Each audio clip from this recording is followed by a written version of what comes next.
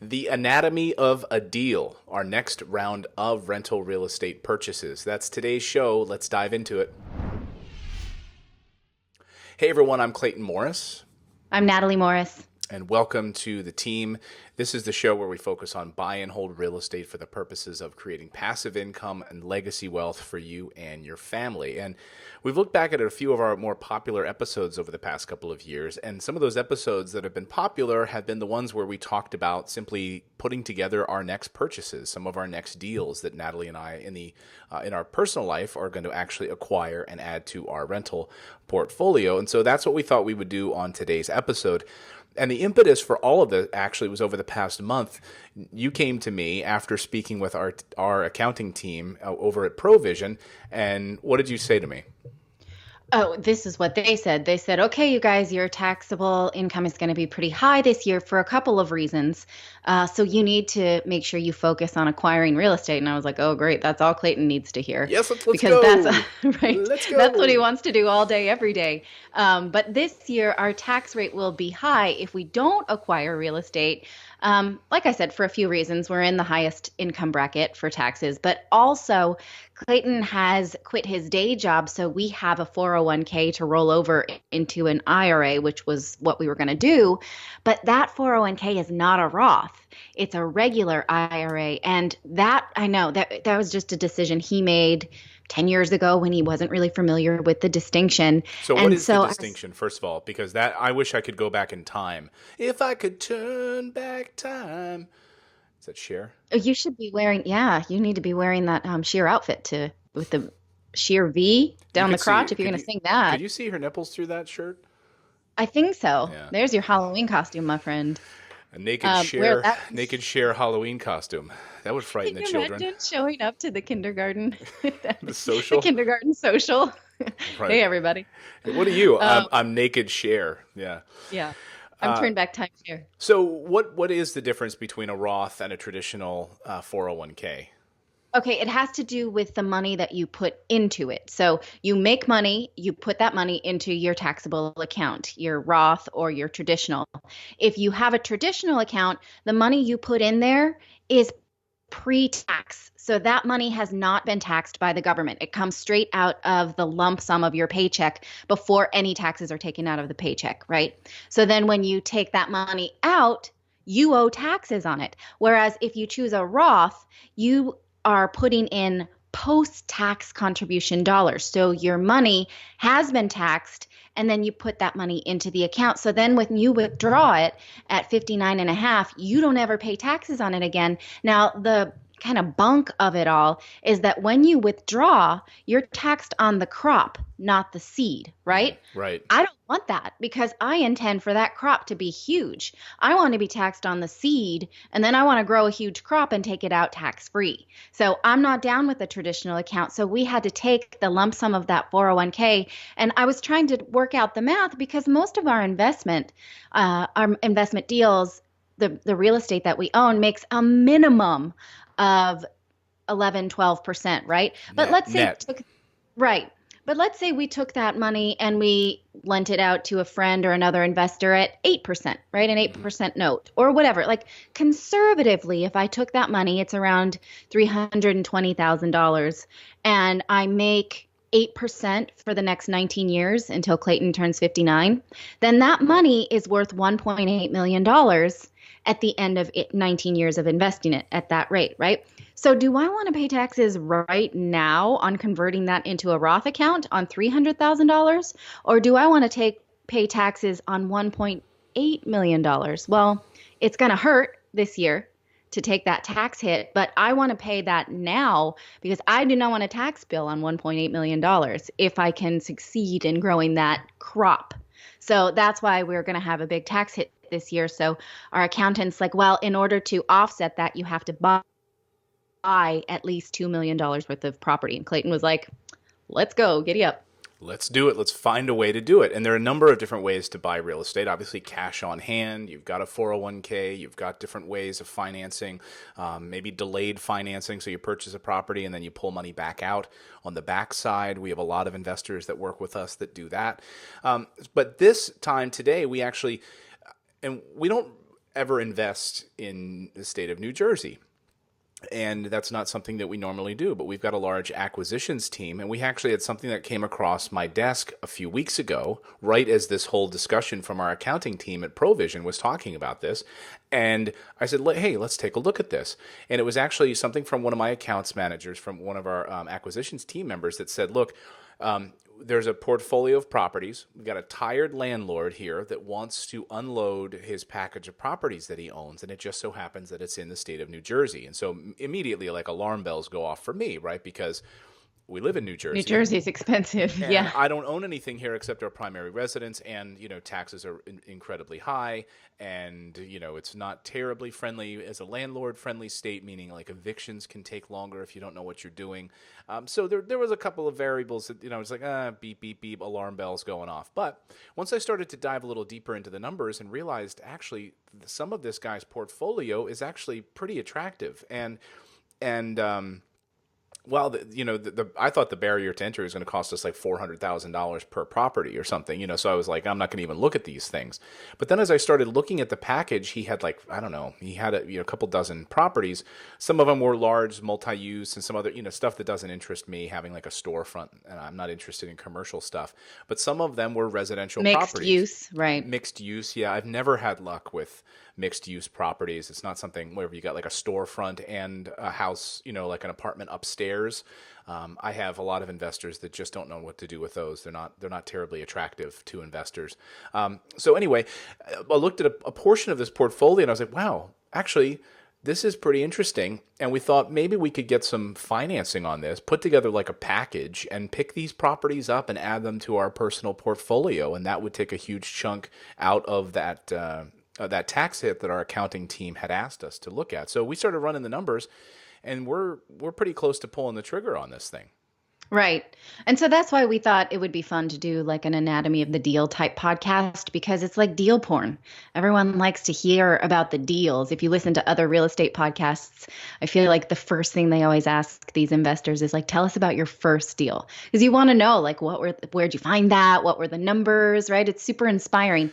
So even though this is not something that like, it's not a turnkey really, because we're going to have to, no, not like at all. We found it ourselves through a relationship that we have.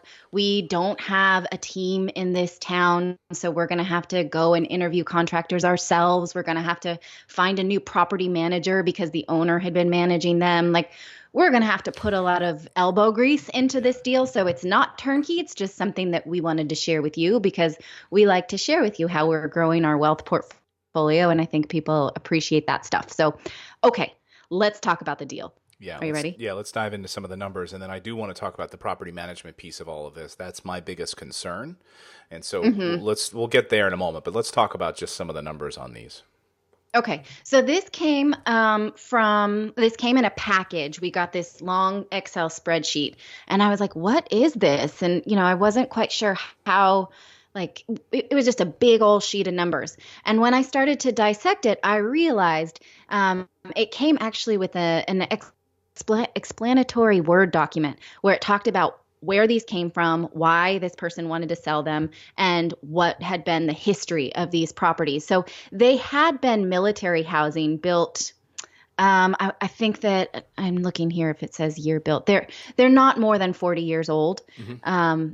And there were small military housing. They're not anymore. They're open for civilians. But this guy picked them up, I think back in the early 70s or late 60s, and has been managing them ever since. And they've been great for him. He owns over 40 of them, but he's selling them now in packages of 5 duplexes. So what we will be buying is total in packages of 5. He doesn't want to sell them one by one.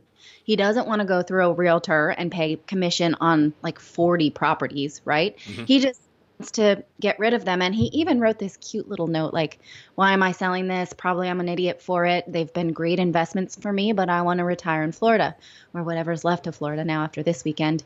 Hopefully he still wants to sell them. But hopefully he's got a great, this is his great retirement plan. Like he's had these buy and hold real estate for over 40 years, they've done great for him. They've been the way that he supports himself, and now he can walk away from it. He's ready to be done. It's kind of like he's a great success story.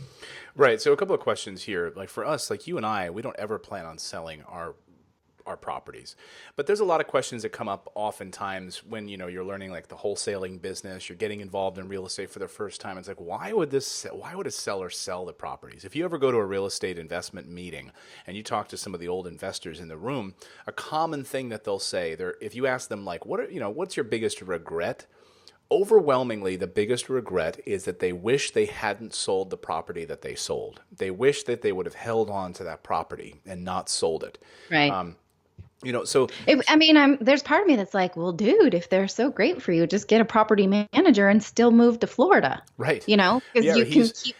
Hopefully he doesn't listen to this podcast. He'll be like, I am going to do that. In France, wherever you guys. He is. Yeah, wherever he's living now. I think he's in Europe right now.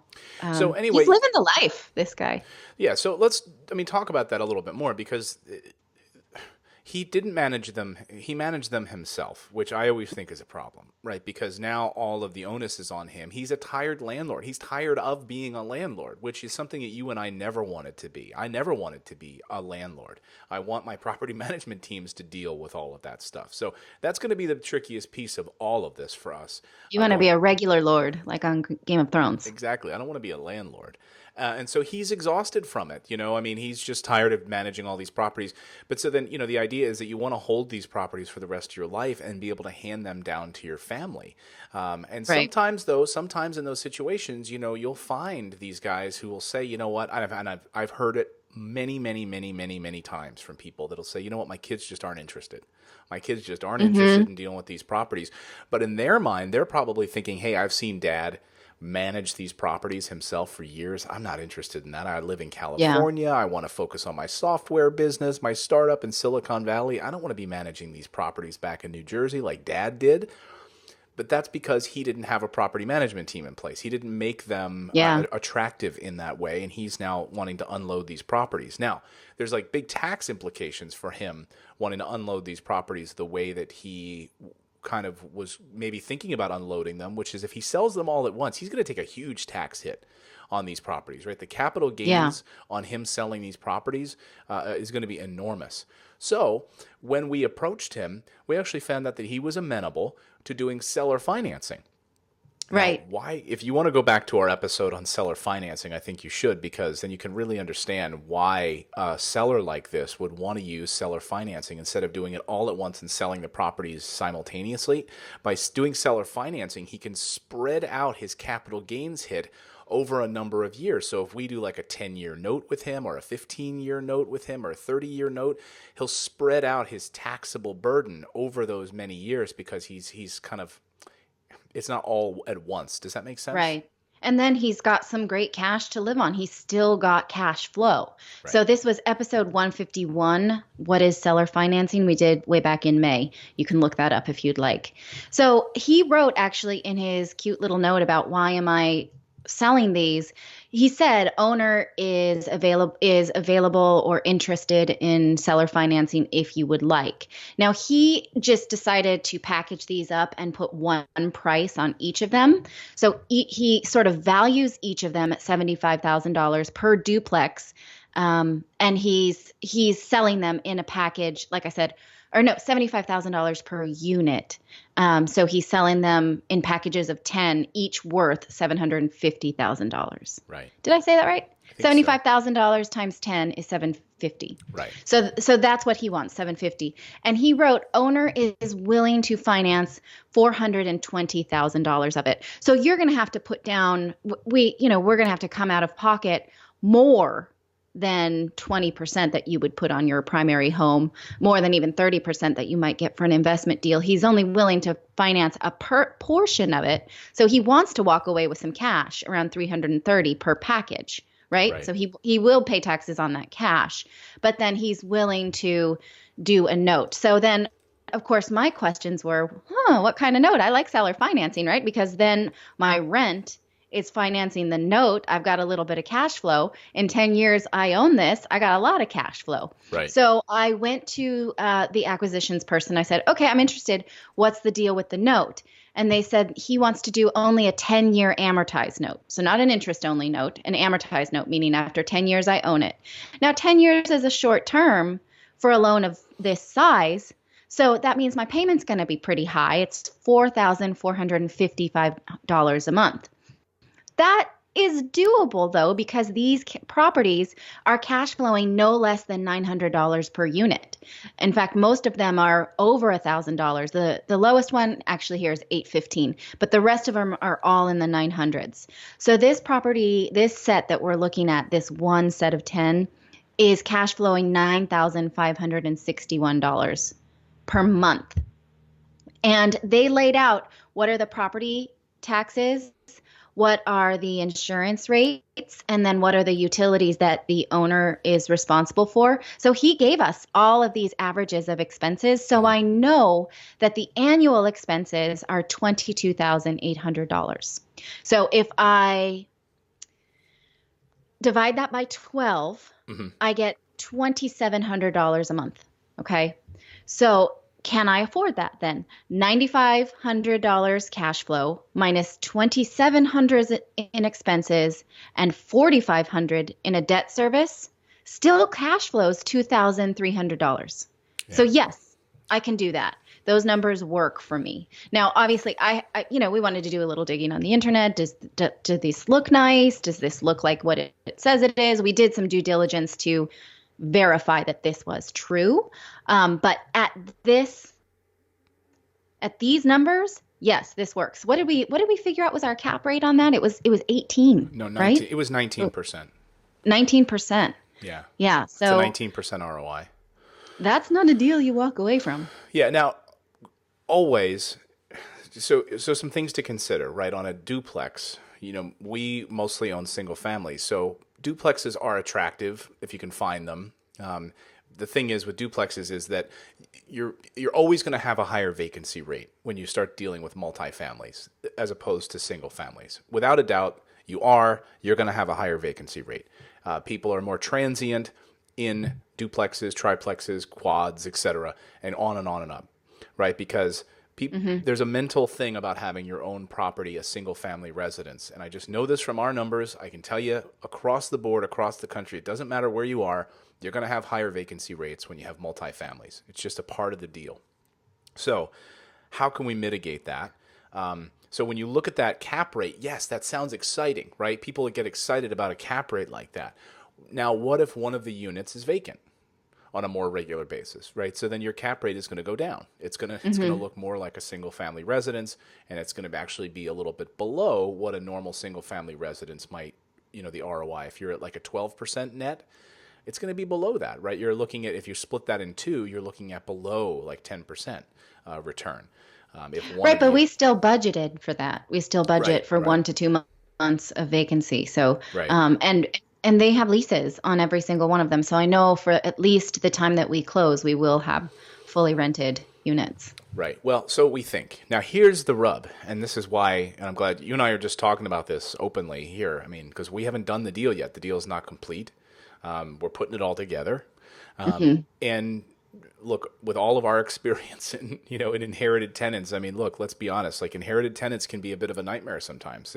If we acquire properties in our different markets, inherited tenants, they can sometimes be good, sometimes they can be bad. And the problem is my sister's inherited tenant just stabbed her boyfriend in her unit.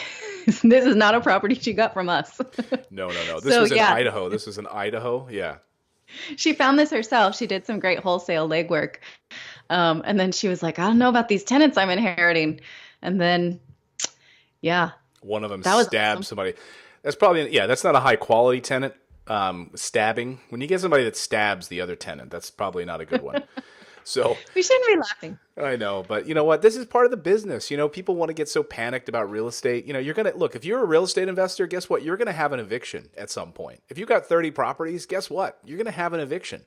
If you don't have an eviction, then I don't know what you're doing, because you've got to be in this game. You're going to have these issues. You're going to have a gutter that's going to come off your house. You're going to get a health code violation letter in the mail. You're going to have an eviction.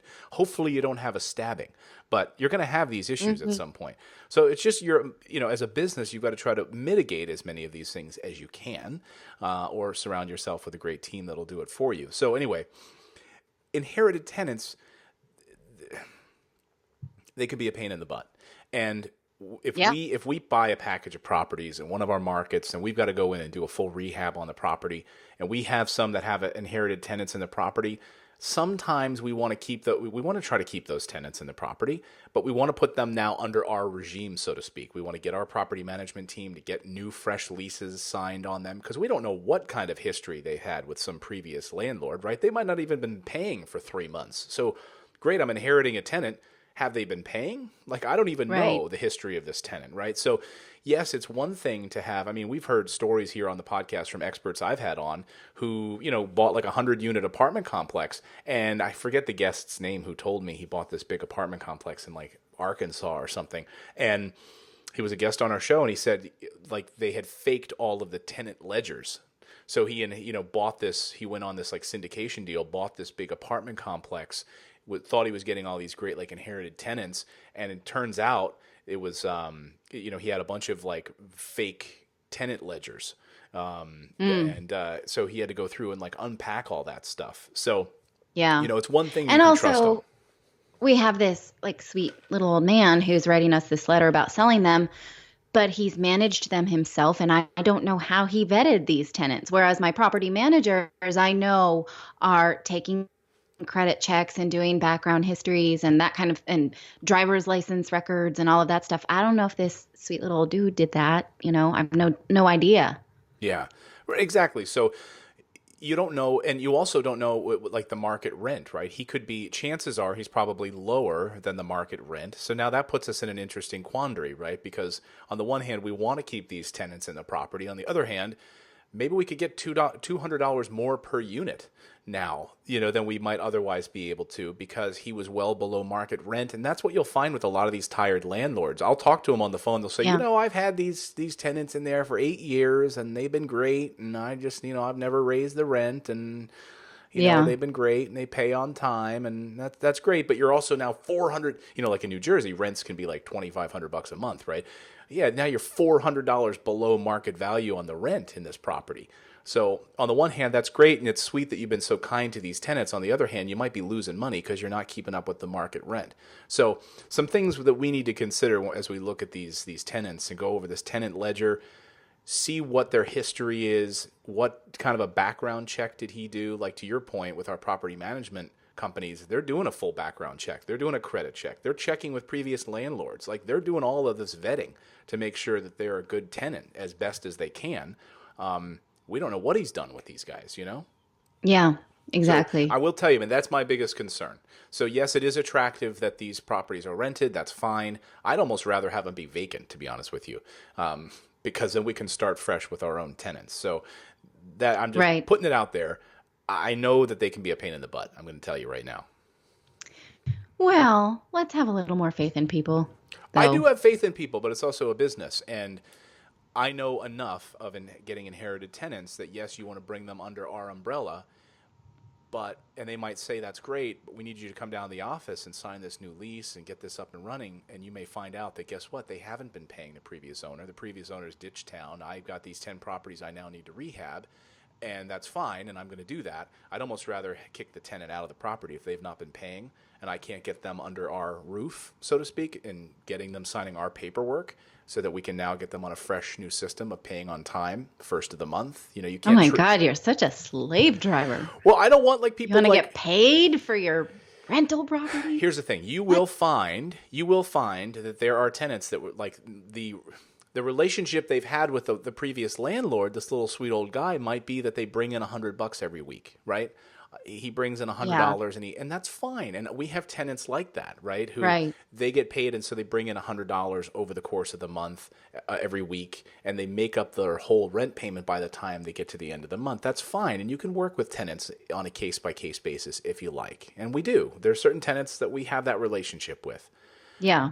but I don't want people to bring in bags of change into the office and dropping it, and here's all I've got. Like you've got to make sure that everything's on the up and up. That's all I'm saying. Yeah. You are a lord. I am. You're a star lord. Okay. Well, so so after we submitted these questions and told the person who's facilitating the deal, we said, yes, we definitely are interested. Send us a purchase agreement, and I want to do some seller financing. He wrote back and said, actually, now there may be multiple offers, and the seller may not be interested in seller financing. He may just choose the ones that are easiest for him. So can you close without it? Okay. That means I have to come up with $750,000 then, and I don't have that in my back pocket. Do you? No. So that would make it a little bit more challenging. Actually, let me see what I've got here. I've got he's gonna my money clip. How much cash do I have on hand here? I have $60. That's not gonna buy all I've us got. a package of duplexes. That's not gonna get it. So what I have on speed dial is this one lender that I like to work with, and they work with real estate investment. We've talked many times about private lending, and this is a company we use called Lima Portfolio, Lima One Capital, rather.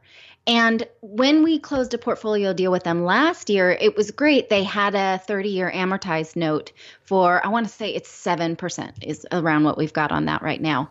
Well, I called them up and said, hey, what if I wanted to do another one of these? And they said, you've been a great customer. We definitely would work with you again.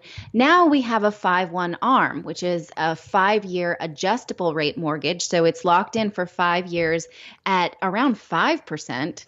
And then after 5 years, it adjusts to market value. Well, we work so hard to use the cash flow from these portfolio deals to pay down the balance, the principal balance on these loans, that heck yeah, I'd take 5 years at 5%, because by then, 5 years later, I'm going to have used most of this cash flow to pay down the note anyway. So either I would refinance it, or maybe market rates would be lower. By then I can make a plan, a good solid plan. But do I want 5 years at 5% interest? Yes, I do. I want that. So I ran those numbers to see how I could qualify for that. And that would make my payment much less, because because they would only require a minimum of 30% down. So I would need less cash to come up with. I'd be financing a little bit more, but the terms of the loan are 30 years. So my payment now is in the $2,000, $3,000 range. So that means those deals cash flow even more. But there are a couple of drawbacks. They make you get the most expensive type of insurance on your properties because they're insuring the note clearly. And they make you escrow your taxes and insurance. So that's kind of a pain. I don't like doing that. I'd rather budget for that myself. But the numbers still work. So this is another way for us to do that. Right. Yeah. A number of different ways to skin a cat in this, right? We can actually, if we can do the seller financing deal, great. That would be ideal.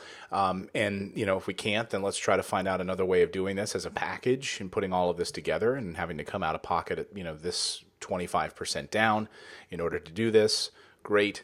The reason that these work is because they're already rehabbed, they're already rented, and the cost is going to be higher than the properties that you and I normally do, which is going to be in that 40 range, So they're more expensive.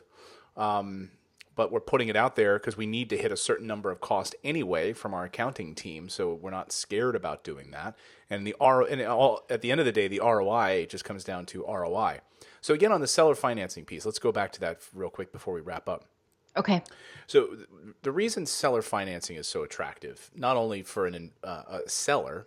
The reason the seller, as I mentioned, finds it so attractive is because they can mitigate their capital gains burden by spreading out that thing over a 15-year note, a 20-year note, whatever they want to do with you, right?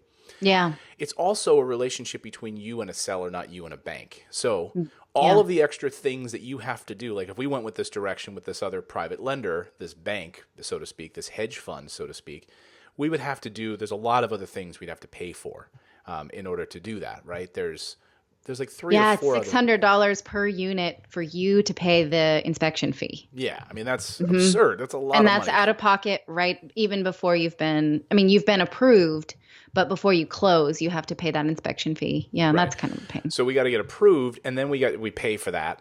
And the approval is like bloodletting, like they ask for a lot. Because it's tons of paperwork. And with a seller, they don't care, right? As long as you can pay, they're not going to do much of that. The seller did ask, they said, if you ask for seller financing, we'll ask for a credit check. And that, he wants some minimal proof that you will. But he already knows these deals cash flow, so you're going to pay me, right. And if you don't, I take this property back. Right. Exactly. So that's for him, he's in first position on these mortgages, right? So he already knows these properties are good. And so, if he had to foreclose on us, or if we, couldn't do the deal, he could then take back ownership of these properties and maybe cash flowing again for him and his family, So that's the benefit. The benefit of seller financing, you don't have to jump through all these hoops and hurdles like regulatory issues, right? It's him selling the house. He's going to use like a mortgage servicing company to maybe set up the note for us on these different properties. Great. But here's the other great benefit for us as a buyer of seller finance. And I've done this before, and this is probably my favorite piece of this. Yes, we're setting up like a 5-year note with him or a 10-year note. But what if in 5 years we have a big windfall of cash and we just feel like paying this off? And we say, hey, Mr. Seller, we were thinking about, we just got this lump sum of cash, and we were thinking about, instead of waiting, till the note's wrapped up, what if we could just pay this off right now? Here's a lump payment for you of $200,000, or here's a lump payment for you of this amount. Do you think he's going to say yes, or he's going to say no? I want to wait another 8 years to get my money. Right. He's going to say no. He'll say yes, most likely. Yes. Yeah. He'll say yes. Now, what did you just do? Well, you've now, and you can even come to some sort of agreement. You could even say, you've saved yourself 5 years of interest or however long you've got, right? Mm-hmm. And a lot of times you can make a deal. You can say look, I can give you 95% of what I owe you right now. A lot of times they want that. 80% right. Even depends on their situation. So I did that recently with a property that we had in Pennsylvania, where we had seller financing with this particular seller. I ended up they held the note. It was going to be like, I think, a 5-year note. I went to her about a year into the deal, or almost a year and a half into the deal. And I said, look, what if I could pay you 75% of what I owe you right now, and we call the deal done? And she said, yes, I'll take it. You know why? Well, she was trying to sell the note. We got someone who called us and said, we want to verify that you have this note because she's trying to sell it to a third party. And we're like, no. We'll buy it. We don't want to owe somebody else. We want to own it. Yeah, we want to sell. And so we called her, and she was able. I said, "What is this person going to pay for the note?" And she told us, and I said, "Great. What if I could pay just a little bit more, or the same amount, or something like that?" I'll send you a check tomorrow. Right.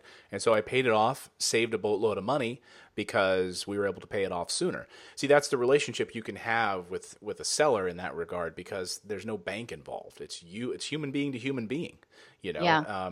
And it's a great way to do business if you can find it. So anyway, that's what this is all about.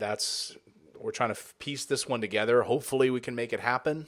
And then we're going to then the other pack, we have this package, and then we're going to buy a bunch of other. I want to continue to buy some of our new construction properties in Indianapolis. I'm excited about those. So I want to add, to round out our tax burden right now with our team from Provision. We still need to acquire an additional boatload of properties before the end of the year. So because we don't want to, because our tax rate on that will be like $150,000. Right. Which sucks because, there's this whole, what you thought you were getting when you signed up for this company 401k was like, great, free matching and free automated savings and, tax protected savings account. But it's not a tax protected savings account. It's going to be a heavily taxed savings account. I feel like people think of 401k as a religious vessel. like you can't touch it and you can't question it. But man, that sucks. Yeah. You know, to learn that the hard way, like, wait, I'm going to be taxed on this withdrawal on the whole crop. So yeah, I don't like that. And so we're going to do the best we can to mitigate that taxes, but we also do accept that this is a taxable event, because when we transfer it out of its infidelity right now into a self-directed IRA, we're transferring it as a Roth, and that triggers a tax event. It doesn't trigger, though, the 10% penalty that you would get if you withdrew it. And I think there's a like a transaction fee on top of that. So it just triggers a taxable event at your current tax rate. Well, there you go. So we're piecing this together. Anyway, this deal came across my desk from my acquisitions team. I said, let's take a look at this. Normally I'd be averse to anything in New Jersey, but the numbers, the taxes were low in this particular town. It's not a big town, so there's not a lot of infrastructure and jobs. So that's a little concerning, but we're still in the early stages of putting this deal together, and we'll see. Maybe we actually walk away from this thing. I mean, we don't know yet, but I've certainly walked away from a lot of deals in my life. We'll see. We'll see how this all comes together, and maybe everything will line up. And once we see that these tenants look good and the tenant ledgers and all that good stuff, right, that all kind of comes together, then we'll go from there and we'll pull the trigger. So this is sort of a behind the scenes right now of our next acquisition. Yeah. There you go. So my wise closing words are: you have to know how to hold them, and you have to know how to fold them. And also, you have to know when to walk away. That's it. We don't really need to run. We just walk. Did you pull those lyrics up on your screen so that you had them in front? I had them right here. Yeah, right. And you kind of didn't get them accurate either, but that's okay. Good. What are you talking about? What did I get? You got it. Well, no, I think you did. Yeah, you're all right. All right, Kenny Rogers. That's it. Got to know when to hold them. Got to know when to fold them. Thanks for watching the Investing in Real Estate show. This is how the sausage is made, everyone. Much love to you all. Thank you so much. If you're ready to pick up your first rental property and you want a team to do it all for you, you know the drill. Just come on over to our website. It's Morris Invest, MORRIS, morrisinvest.com. Click on the Book a Call tab and jump on the phone with our team. We'll talk to you for like 30 minutes. We'll find out what your freedom number looks like, and we'll walk you through like our process for getting set up and getting your rental properties, your first rental properties under your belt. Until next time, everyone, we publish this show Monday, Wednesday, and Thursday. So we'll be back on Thursday with another episode of the Investing in Real Estate show. Much love to you all. Bye, everyone. Bye.